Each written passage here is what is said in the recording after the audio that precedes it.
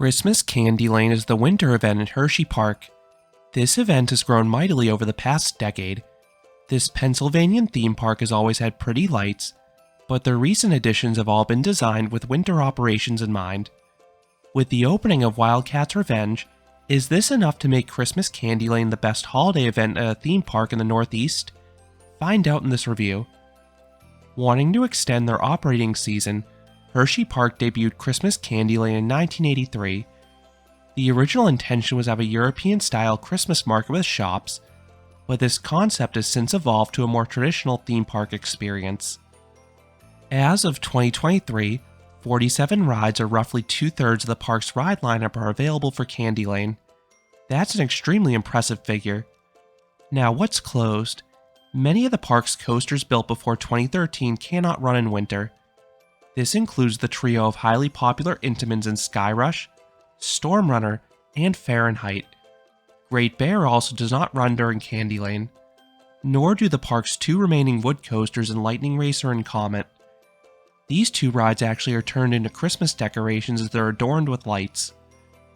For years, the Achilles heel of this event was the limited lineup for thrill seekers. That has been addressed over the past decade. Every single ride added to the theme park since 2013 is able to run during Candylane. This includes the park's three newest coasters, Laugh Track, Candymonium, and Wildcat's Revenge. This has made the event a lot more appealing. Now let's run through the available rides. The park has 7 different roller coasters open. Even though that's just half the normal lineup, it still beats most parks between the variety and quality. Wildcat's Revenge is the park's new for 2023 hybrid roller coaster. It is a Rocky Mountain construction conversion of the former Wildcat, and is a significant improvement. The coaster is now glass smooth with relentless pacing. The coaster features wild ejector airtime and hang time filled inversions. While Skyrush is still my personal favorite at this park, I know this is the new favorite for many coaster enthusiasts. Candymonium is the park's tallest and fastest coaster, and it also happens to be one of the best Balzer and Mabillard hypercoasters. This ride has super sustained floater airtime in the first half. Then the second half uniquely winds its way around the entry plaza, and with the cooler weather, there's a good chance this ride will be running untrimmed. Jolly Rancher Remix is the park's Vekoma Boomerang. This ride features 3 ultra-intense inversions going both forwards and backwards. And as part of the recent retheme, this ride got a special Christmas soundtrack for Candylane that's a real toe tapper. Super Duper Looper is a scenic Schwarzkopf looper. The iconic vertical loop has fantastic positive Gs. The rest of the ride does a lot of meandering, but that's understandable given this is designed to be someone's first looping coaster rather than a super intense ride start to finish. Wild Mouse is one of the best of the genre. It has minimal braking, resulting in violent laterals in the first half, and some quick pops of airtime in the second half. Laugh Track is an indoor Mauer spinning coaster. This one does have quite a bit of braking that disrupts the pacing, but the initial drop is quite enjoyable, and you can get a bit of spinning with an off-balanced car. Then the ride is decked out in Christmas decorations this time of year. Lastly, you have Coco Cruiser for kids, which is a fine kiddie coaster.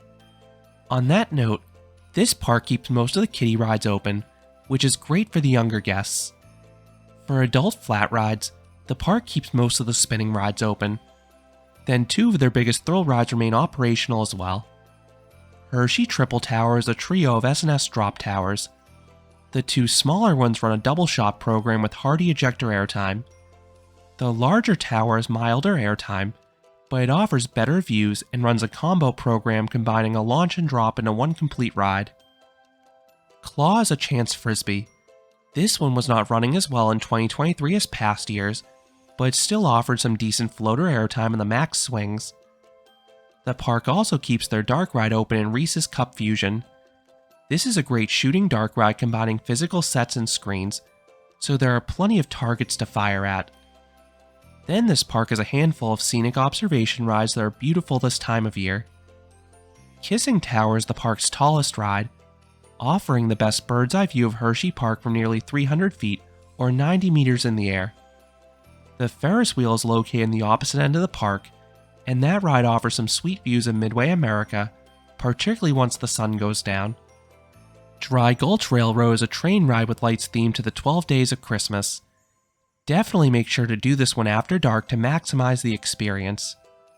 Skyview is the park's sky ride. It runs alongside the creek and the park's Noel light show. Then there's the monorail, but I would personally argue this one is better during the daytime. This is because it travels through Zoo America, and it's much easier to spot the animals in the daylight. This is a strong ride lineup, but you need to watch out for the weather. Whereas many parks in the Northeast will close in winter if there's any precipitation in the forecast, Hersheypark almost always remains open, and very rarely they'll close early. However, the ride lineup could be impacted. Most rides can run even in heavy precipitation, but there are 3 exceptions. Wild Mouse and Pirate are physically unable to run in the rain. Candymonium is kept closed in rain for guest comfort. If rain is predicted all day long, there's a good chance Candymonium will be blocked off entirely. It is also one of the first rides to close for wind. Per the FAQ on the website, this coaster cannot run if winds exceed 30 miles per hour. But unlike the park's other rides that measure this wind at ground level, Candymonium measures wind atop the lift hill. So if you see ground winds in the 12 to 14 mile per hour range, there's a good chance Candymonium will be physically unable to operate because the gusts are much higher atop that lift hill. The most likely weather issue is cold, particularly towards the end of December. Hersheypark will close a large chunk of their outdoor rides if the temperatures do not exceed 34 degrees. Beyond the rides, what else does Hersheypark have to offer? In short, many things. As you'd expect, this park has some beautiful lights in the evening. You have some really nice displays in Founders Circle and Midway America, but the best displays are found in the Hollow. You have the park's Christmas tree, plus the Noel light show. The latter occurs every 30 minutes at night. You have synchronized lights to famous Christmas songs, and the songs change with each show, so there's a lot of rewatch value. Then there are some special meet and greets. You have the candy bars dressed up in holiday garb, plus you have Santa as well. The latter gets long lines, so the park smartly has a stage show performing alongside the queue to keep guests entertained. Now I am a bit surprised this park does not have an indoor show this time of year, and I think that's something they really need to look into offering in the future. I think people would really appreciate something that allows them to sit down and escape the cold. There is also a good amount of shopping. Since it's towards the end of the season, you may find select items marked down. Then you have the Christmas-themed shops. There's one towards the front with ornaments for all the park's major rides. Then there's a pop-up Christmas emporium towards the back of the park with all sorts of holiday apparel. Then the park has some holiday treats. The park sets up hot chocolate stations throughout the park, and this is complimentary for most season pass holders. Beyond that, the park's usually stacked food lineup is mostly available. Some smaller shops may be closed for staffing purposes, but the big ones will be open. That includes the Chocolatier full-service restaurant. This place gets extremely busy, so it's prudent to make a reservation online days in advance of your visit. Otherwise, you may have a lengthy wait or need to wait for seats at the bar. I think this is the park's best food. The burgers in particular are excellent. There are also 2 other adjacent attractions worth checking out. Hershey's Chocolate World is a completely free experience next to the main entrance. This is a giant shop filled with Hershey chocolates and gifts. Then you also have a factory tour dark ride that should not be missed. This place typically opens before Hersheypark and often closes an hour after, so this is a great way to start or end your day. Zoo America is an 11-acre zoo. It has some interesting animals. This opens before Hersheypark, but it closes at sunset. It is included on season passes, so if you have a day ticket, you can enter Zoo America, but you have to do so from a special entrance within Hersheypark. However, the zoo closes by 4:30, so you can't always go here. That's fine on weekends when Hersheypark is open from noon until 9 p.m. But you may miss the zoo on some weeknights when the park is open from just 5 p.m. until 9 p.m. How much time will you need? I think a full day is sufficient to do everything Candylane offers. The days when the park is open for just 4 hours is great for marathoning the rides because crowds will be minimal. but you don't have enough time to do everything in a single visit. I think that's fine if you're a local or if this is a bonus day on a trip. But what if you're coming from a distance? Day tickets will cost you roughly $40 to $50 if you buy them in advance online. They will cost more at the ticket booth. If you're only coming for one day, I think you'll want to visit on a weekend day with the extended hours. If possible, I would recommend visiting on a Sunday. The major rides can have 30 to 60 minute waits on Saturdays. They'll be quite a bit shorter on a Sunday. But I think it's possible to do everything even on a Saturday if you do one of two things. One, you can purchase a fast track. This is a skip the line pass that'll cost you $20 to $75 per person per day. Prices vary depending on the crowd level. This works for the park's coasters and Reese's Cup Fusion.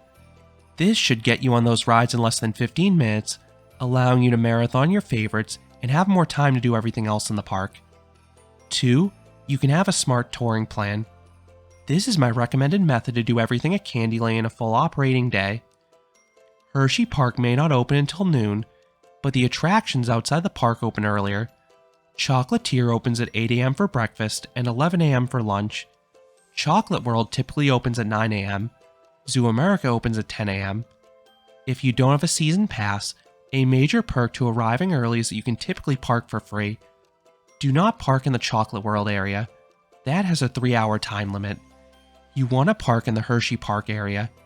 If you arrive 1.5 to 2 hours before Hersheypark opens, the parking booths typically are not manned, so you can drive straight on through, avoiding the $25 fee, and you can get a good spot up front. I typically start my day with a visit to Chocolate World and then an 11 a.m. lunchtime at Chocolatier. Once Hersheypark opens at noon, many people run directly to Reese's Cup Fusion or Candymonium. These are two highly popular rides at the front of the park, so they will be swamped immediately after they open. But unless you're at the front of the rope drop crowd, I think it's far wiser to save these for later in the day.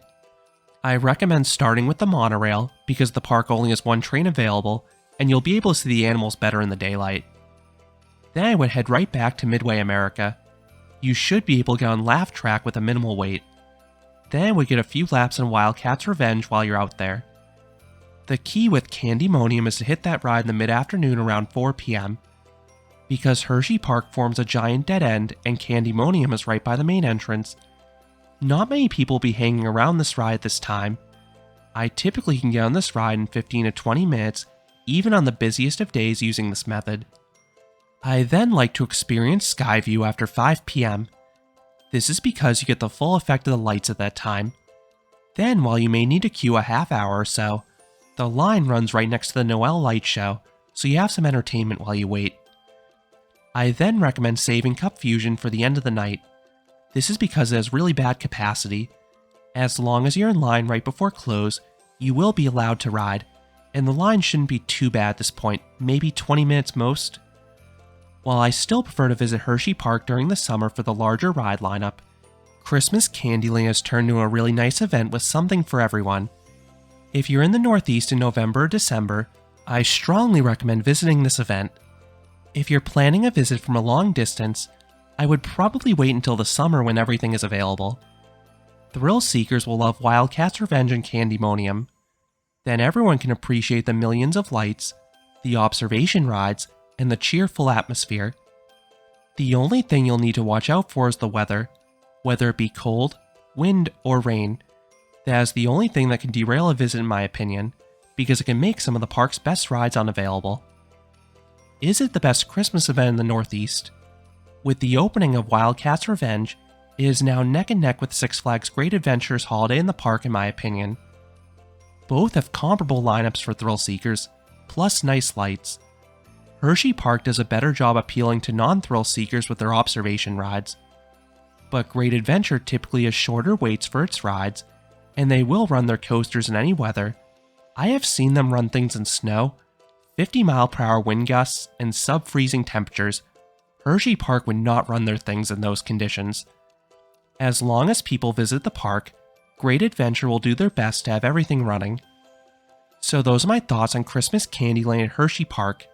What are your thoughts about this event? Let me know down in the comments. If you enjoyed this review, I would appreciate it if you gave this video a like.